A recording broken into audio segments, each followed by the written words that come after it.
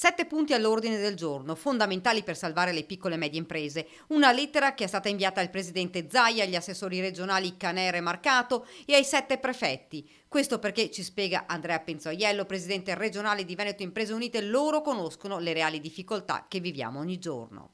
Loro possono interloquire con chi sta a Roma per riportare quelle che sono le necessità delle aziende. 7 punti che prevedono di abbattere i costi che le aziende hanno per permettergli di mettersi in piedi con le proprie gambe invece che aspettare aiuti a pioggia, una tantum, che alla fine non aiutano mai in realtà le aziende. Fra i punti non poteva mancare la questione bollette. Servono interventi urgenti per contenere i costi delle utenze, luce e gas, non solo.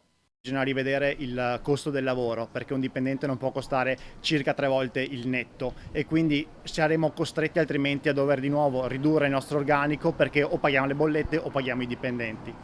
Un'altra cosa poi è quella riguardante la cassa integrazione. Durante la pandemia abbiamo avuto questo strumento che era la cassa integrazione in deroga che ci ha permesso di rivedere un attimo il nostro organico senza mai lasciare però indietro nessuno.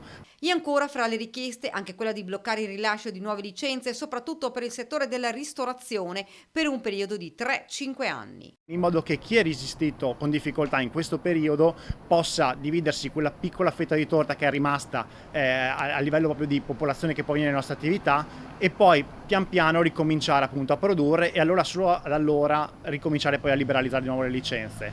Abbiamo fatto un invito preciso all'ANCI Veneto, spiega Penzoiello. Usare i pochi fondi che i comuni hanno a disposizione in questo periodo, in questo anno, non tanto per eventi sporadici come possono essere quelli per il carnevale o per le varie festività, ma per incentivare il consumo di vicinato. Infatti questi eventi sicuramente riempiono le testate dei giornali all'indomani per le decine di migliaia di persone che portano, ma trovando un turismo mordi e fuggi che alla fine però non permette mai realmente di colmare le esigenze delle aziende. Bisogna far tornare la gente a consumare dal lunedì al venerdì e dare solidità alle aziende. Un altro punto fondamentale che abbiamo scritto nella lettera è proprio quello di bloccare le rate del prestito Cura Italia, un prestito che ci hanno concesso inizio pandemia che aveva 24 mesi di preammortamento e 24 mesi scadono qua a giugno, però non era pensabile 2 anni fa che a giugno fossimo ancora in emergenza, quindi è necessario per noi in questo momento avere almeno altri 12 mesi di sospensione, di preammortamento e poi cominciare a pagare quando il lavoro tornerà effettivamente a essere normale.